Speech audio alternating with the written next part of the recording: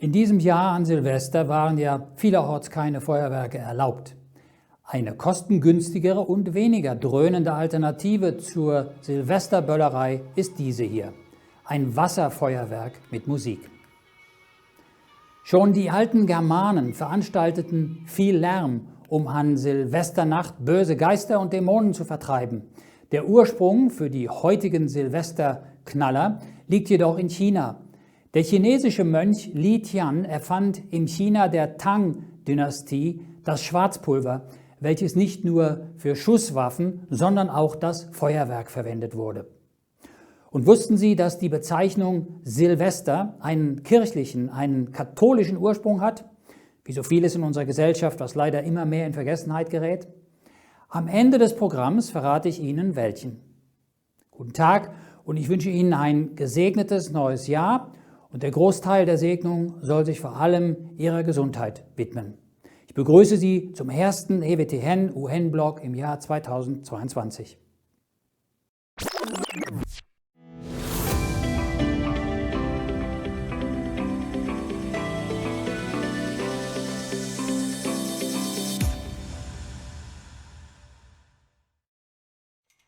Aid does save lives. It can, and it can do it here and now.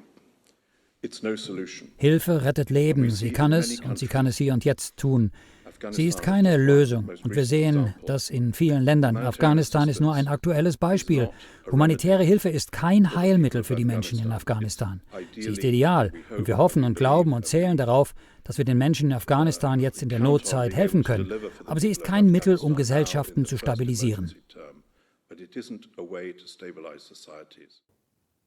Der UN-Untergeneralsekretär sagte weiter, dass humanitäre Hilfe zwar funktionieren kann, aber sie ersetze nicht die Entwicklungshilfe. Sie ersetze nicht die Finanzierung der Gesellschaft und der Wirtschaft, die die meisten Regierungen jeden Tag überall auf der Welt leisten. Sie sei ein Zusatz, sie sei wichtig, sie sei eine Ergänzung und er hoffe, sie ist ein Lebensretter. Der Abzug der Amerikaner und NATO-Streitkräfte aus Afghanistan im September letzten Jahres hat nach Aussagen von Experten die bereits instabile Lage verschlechtert. Die Leidtragenden sind allerdings weder die Streitkräfte noch die Experten, sondern die Bevölkerung und ganz besonders Frauen. Wir wollen heute unser Gespräch mit einem Sachkundigen zur Lage fortsetzen. Im letzten Jahr sprachen wir bereits mit ihm. Ich begrüße nun Assistenzprofessor für Weltgeschichte an der Genfer Schule für Diplomatie und internationale Beziehungen und leitender Analyst am Internationalen Friedensforschungsinstitut in Genf, Giles Emmanuel Jacquet. Wie geht es dir, Giles? Hi, Chris. Thanks. And you? Giles, das letzte Mal haben wir über die Taliban und ihre Machtergreifung in Afghanistan gesprochen. Heute wollen wir auch über die Situation der afghanischen Frauen sprechen und ethnische und religiöse Minderheiten, die es derzeit in Afghanistan gibt. Wie beurteilst du die Lage? Now, clearly since the Taliban takeover, the situation of women deteriorated.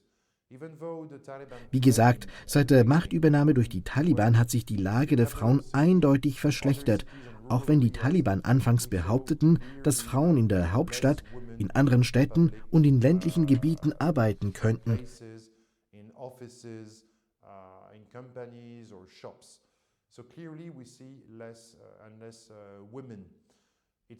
Wir sehen aber eindeutig wenige Frauen an öffentlichen Orten, in Büros, in Unternehmen oder Geschäften. Wir sehen also eindeutig immer weniger Frauen. Es ist nicht mehr so schlimm wie in den 90er Jahren unter dem vorherigen Taliban-Regime, aber es ist sichtbar, dass die Präsenz von Frauen auch im Fernsehen und im Radio drastisch zurückgegangen ist. Wenn es um die ethnischen und religiösen Minderheiten geht, vor allem um die schiitischen Hazara, haben auch sie Angst vor Verfolgung in der Zukunft.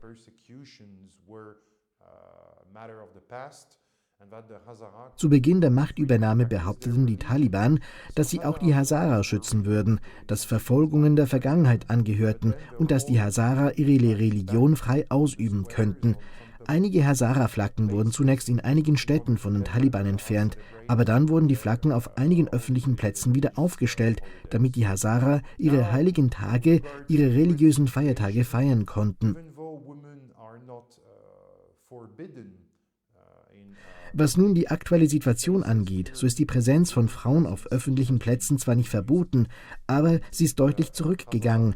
Auch die schiitischen Hazara fürchten um ihre Zukunft. Viele von ihnen arbeiten für die afghanische Nationalarmee, für die Polizei oder für die afghanische Regierung. Viele von ihnen wurden entlassen oder viele von ihnen haben Angst, an ihren Arbeitsplatz zurückzukehren.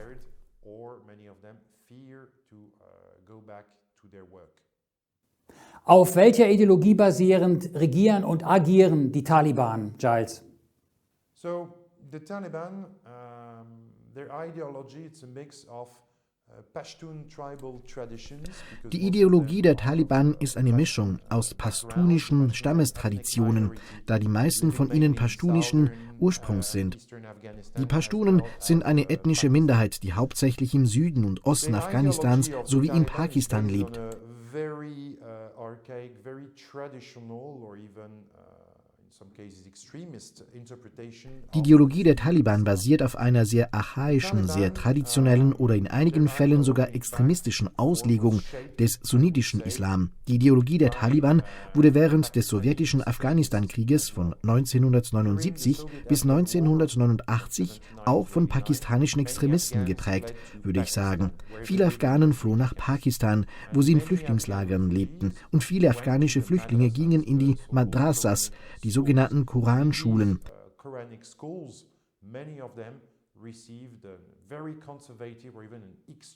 Und in diesen Koranschulen erhielten viele von ihnen eine sehr konservative oder sogar extremistische Erziehung. Sie basiert auf den Lehren pakistanischer oder indischer Mullahs, insbesondere denen der Deobandi-Bewegung. Wir haben auch den Einfluss der pashtunischen Stammesregeln, die ebenfalls sehr konservativ, sehr traditionell sind und manchmal sogar noch konservativer gegenüber Frauen, konservativer als die Scharia selbst.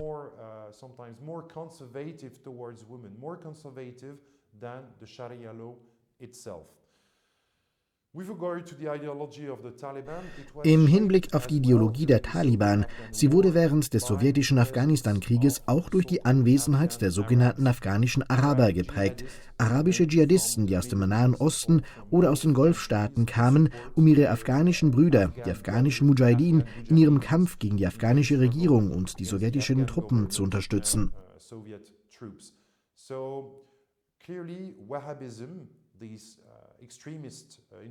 Es liegt auf der Hand, dass der Wahhabismus, diese extremistische Auslegung des sunnitischen Islams, einen großen Einfluss auf die Taliban-Bewegung hatte.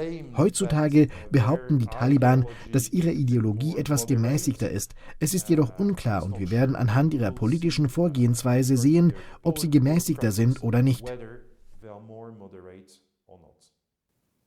Die gebürtige Afghanin Nadia Nashir Karim ist Mitbegründerin und Vorsitzende des Afghanischen Frauenvereins e.V. in Hamburg. Seit knapp 30 Jahren kämpft die Journalistin mit ehrenamtlich arbeitenden Vereinsmitgliedern und Unterstützern für die Verbesserung der Lebensbedingungen in ihrem Heimatland.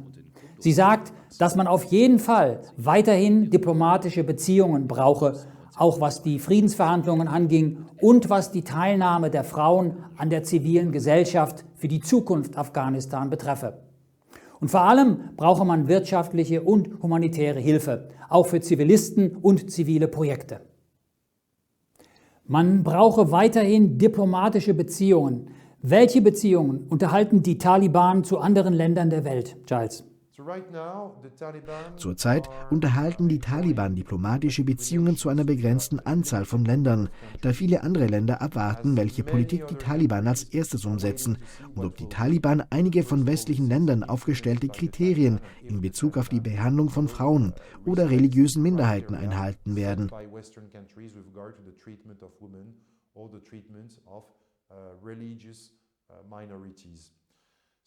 Die Taliban sind also nicht isoliert, aber sie genießen nur begrenzte diplomatische Beziehungen und auch nur sehr begrenzte diplomatische Anerkennung.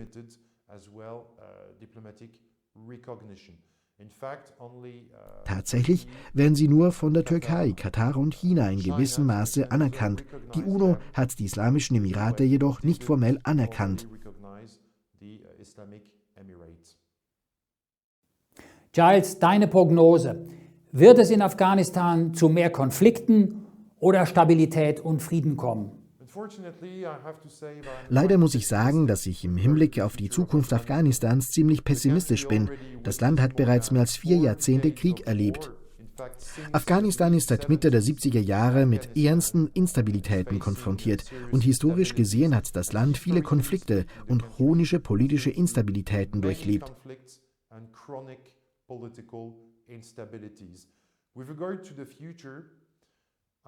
Was die Zukunft angeht, so bin ich mir nicht sicher, ob es Stabilität und Frieden geben wird, denn die Taliban werden sich mit dem IS auseinandersetzen müssen, denn der operiert immer noch in Afghanistan und beide stehen sich in einer erbitterten Rivalität gegenüber. Es ist auch klar, dass wir in Zukunft mehr Wettbewerb im Land erleben werden, vor allem vielleicht zwischen China und den westlichen Ländern, Wettbewerb um Verträge und politischen Einfluss. Competition for contracts, for political influence. So there may be more instabilities. Es könnte also zu mehr Instabilität kommen und ich fürchte, dass es in den kommenden Jahren zu neuen Konflikten kommen könnte. Vielen Dank, Giles, für deine Inside-Informationen. Thank you very much, Chris. Die Politologin Dr. Katja Mielke von der Universität Bonn sagte dem Deutschlandfunk gegenüber, dass ein positiver Hoffnungsschimmer in Afghanistan sei, dass es eine aufgeklärte Frauenbewegung gebe, die im Umgang mit sozialen Medien versiert seien und damit eine starke Stimme einbrächten.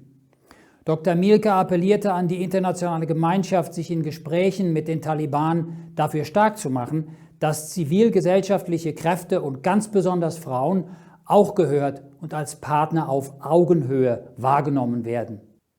So, zum Schluss nun, ich hatte es zu Anfang unseres Programmes ja erwähnt, den Ursprung der Bezeichnung Silvester, den wir vor einigen Tagen ja gefeiert haben.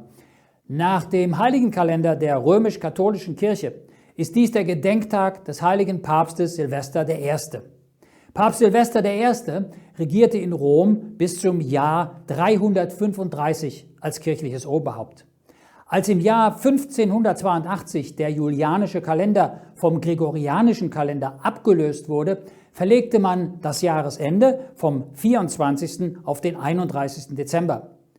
Der damals amtierende Papst Gregor XIII. Erinnerte sich während der Reform zurück an Papst Silvester I. und erkor den 31.12. als Ehrentag zur Feier des heiligen Silvester. Der heilige Silvester gilt auch übrigens als Schutzpatron der Haustiere. Danke fürs Zuschauen und nochmal Ihnen ein gesegnetes neues Jahr.